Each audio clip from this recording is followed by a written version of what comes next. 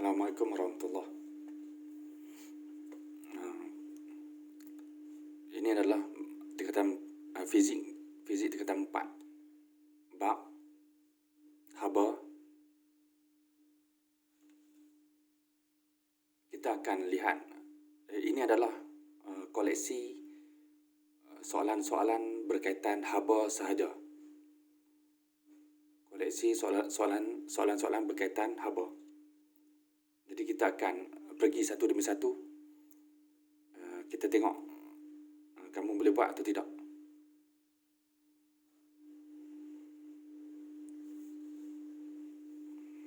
Okey. Soalan ini, Raja 14 menunjukkan dua keping cakera logam yang serupa M dan N yang bersentuhan. Suhu awal M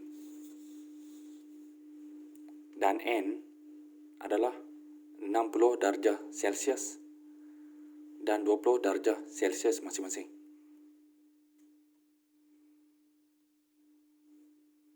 Jadi kita boleh keluarkan maklumat segala yang ada. Ini ialah theta M dan ini ialah theta N. Okey. Pernyataan manakah yang betul mengenai M dan N apabila keseimbangan terma tercapai? Keseimbangan terma, bulatkan kata kunci supaya kita tahu apa yang kita nak buat. Apa berlaku bila yang dikatakan keseimbangan terma tercapai? Kita tengok jawapan satu demi satu. A, suhu M adalah lebih tinggi daripada N. Betul atau tidak? Ini soalan ini ditanya setelah keseimbangan terma kedua-dua ini berlaku. Jadi bagi siapa yang dia faham apa maksud keseimbangan terma, maka dia boleh jawab soalan ini. Dia faham. Dia faham apa akan berlaku pada apa-apa objek yang bersentuhan yang mengalami keseimbangan terma. Jadi kita akan match, kita akan serasikan jawapan yang diberi ini adakah memenuhi keseimbangan apa yang akibat keseimbangan terma itu. Dapat idea ni ya? Jadi suhu M adalah lebih tinggi daripada N. Yang kita tahu bila berlaku keseimbangan terma, maka suhu apa berlaku? Apa keadaan suhu kedua-duanya? Ya, betul. Suhu kedua-duanya adalah sama. Tapi yang dipersembahkan oleh jawapan A ni memberitahu suhunya lebih tinggi daripada N. Maka jelas A ni salah. Salah. Ini akibat yang tidak menunjukkan keseimbangan terma itu berlaku. Kita teruskan B, suhu N adalah lebih tinggi daripada M. Jadi samalah, dia tidak memenuhi. Sepatutnya sama. Tidak ada siapa lebih tinggi pada siapa kalau dalam cerita suhu ini setelah berlaku keseimbangan terma. Semua suhu pastinya sama. Mesti sama. Dua-dua jasad yang bersentuhan mesti sama. C, pengaliran haba bersih. Pengaliran haba bersih. Haba bersih antara M dan N bukan sifar. Bukan sifar ni maksudnya ada nilai haba bersih dan pengaliran masih berlaku. Sedangkan yang kita faham tentang keseimbangan terma, pengaliran haba bersih ialah sifar.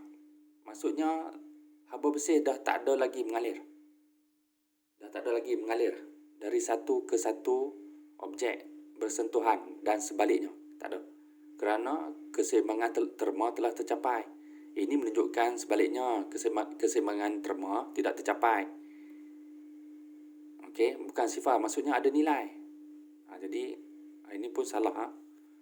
Kita pangkah di tepi.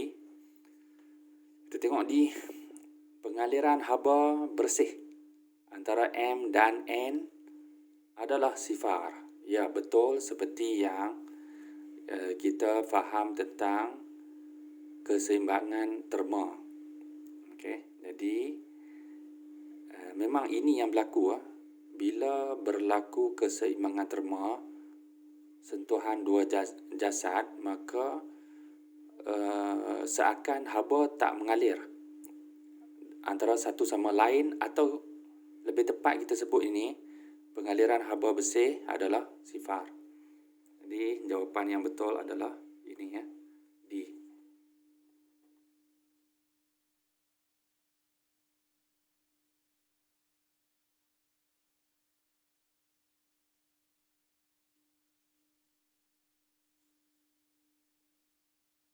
Jadi kita tengok balik apa maksud keseimbangan terma. Jadi ini istilah atau definisi yang mesti kamu hafal. Dia punya definisi ialah bila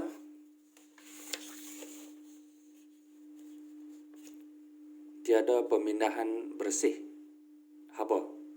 Tiada antara dua objek yang berada dalam keseimbangan terma. Nombor dua objek yang berada dalam keseimbangan terma mempunyai suhu yang sama.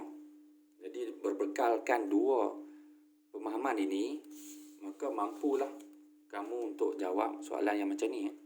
Soalan bandingan ini, dia akan main-mainkan konsep.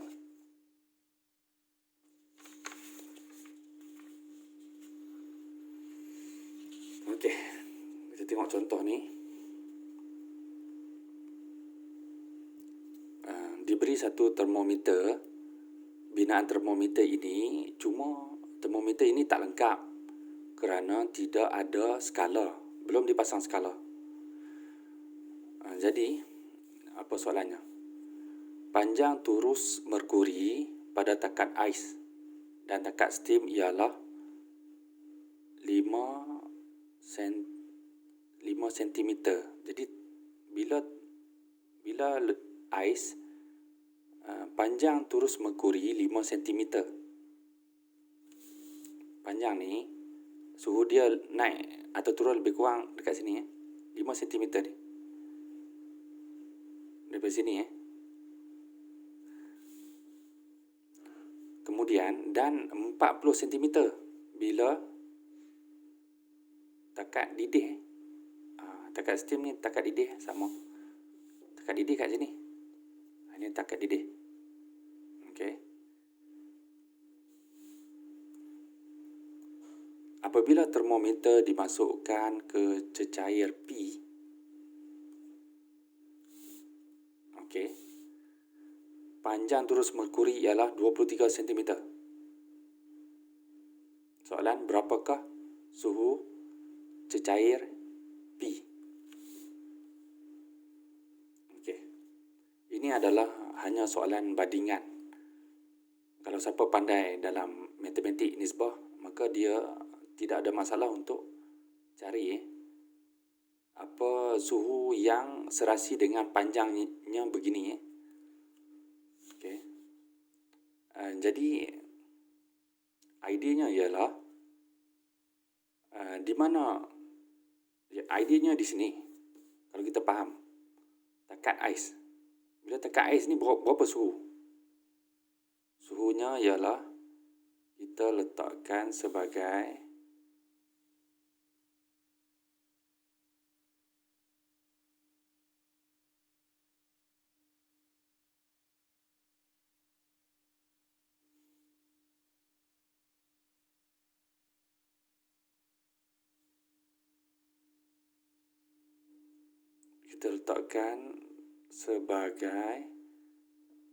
untuk jenis air. Ais ni daripada air. kita tahu takat lebur, ais atau takat beku ais ialah sama, iaitu 0 darjah Celsius. Okey. Dan kita pun tahu kalau takat didih air atau takat steam air, maka suhu air itu ialah 100 darjah Celsius. Okey. Jadi berdasarkan idea ini, kita boleh agak dekat sinilah 0 darjah Celsius. Dan dekat sinilah takat steam atau takat didih, iaitu 100 darjah Celsius. Okey.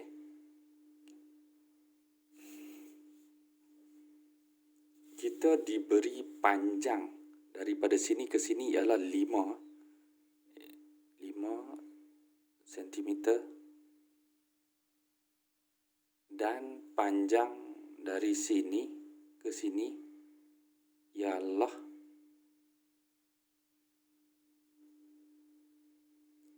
40 cm. Okey, 40 cm.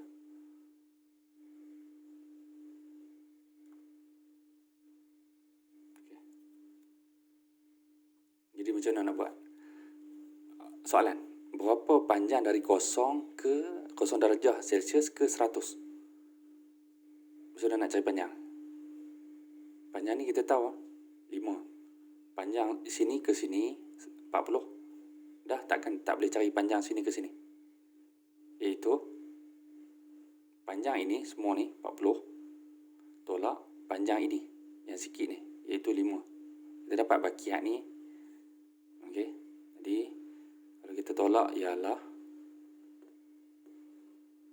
40 tolak 5 ialah 35 cm. Okey. Kita nak buat apa ni panjang ni? Kita akan buat nisbah. Iaitu kalau panjang sini berapa ni? Titik betul-betul kat 0 ni. Ialah 0 tu sendirilah kan. Kalau panjang 0 cm, nisbahnya 0 darjah Celsius.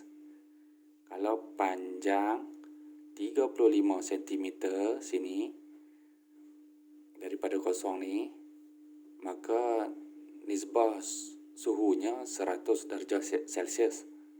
Dah kalau panjangnya sini. Seperti yang soalan kendaki. Berapa panjang ni? Ini.